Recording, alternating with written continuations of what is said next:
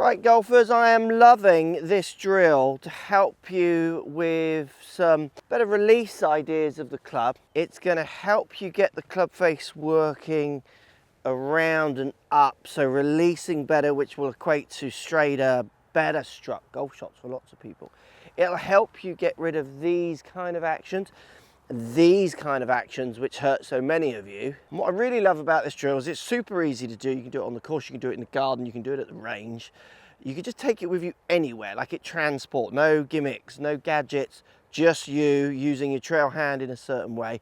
Let's show you what I mean. So to hit straight shots, some of the better shots that you've hit, you need to be getting control of the club face, and the club face is basically working this way. If you think about it pointing straight out to my left here, it's now pointing more towards the camera, and then it's going to come through and it's now pointing back towards the sea here behind me. So it's releasing. So as it moves around your body, it is actually opening and closing, even though we often reference open and close this way. To where you're hitting the ball, it's basically fanning open, then it's pointing over here, pointing over there, more coming back towards, and then it's starting to point over here on the way through. And it's getting it to point over here on the way through, so many of you struggle with when you try to hold on to it, or for lots of you where you just dump everything out early and we get these kind of folds on the way through. Again, that's you trying to control loft and face. This drill's super easy, it's going to stop that, and it's basically all I want you to do.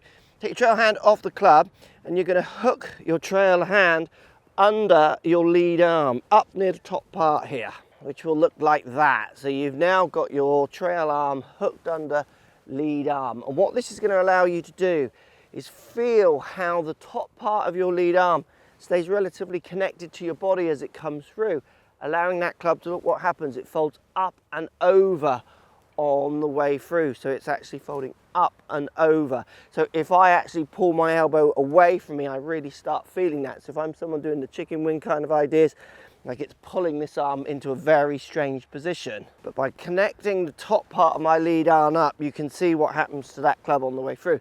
Now, don't be afraid to let your lead wrist, so my left wrist, fold the club up as well. So you want to feel like you're giving it a bit of a thumbs up on the way through. So we want a thumbs up on the way through, and I don't want a thumbs up like this. We want a thumbs up that way slightly. So basically, as I hold on to my top of my lead arm, I'm going to thumbs up and to the left on the way through, because the more we can get that wrist moving this way on the way through, the more that club face will start to follow it on the way through, which is a better release pattern for straighter shots. So it's two very simple thoughts. Hook that arm or that hand under lead arm. Hold on. By holding on this end, it'll tend to let that energy fly out to the bottom, letting that club to release up. And then at the same time, don't try and thumbs down. Don't try and thumbs lead. That's a common one. We're not hitting it like this as much as many of you think you are.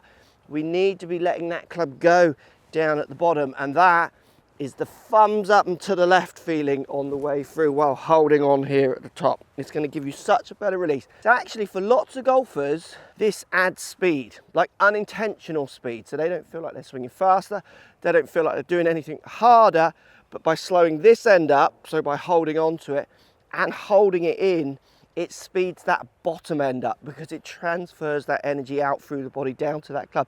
So they have unintentional gains, which they love. Thumbs up to the left while connecting this up. What happens is that club just literally will start to really rip through, like you see on the telly, the players getting out here, and you'll start getting rid of these horrible draggy actions. Now it's going to lead into some better, more consistent strikes, consistent direction. If you start hitting a few more greens, what we're going to see is lower scores all round. That is an absolute rip. Get close. Now, oh yes, stop. Oh, a little on the back. Come down, it's trying to come down. If you like the information in this video, you want to find out how to get your driver working better for you. Now we've got those irons ripping through. This video's got all the information you're going to need to hit better irons. You're welcome. Better drivers, sorry, better drivers. You're welcome. That's the information for better irons right there.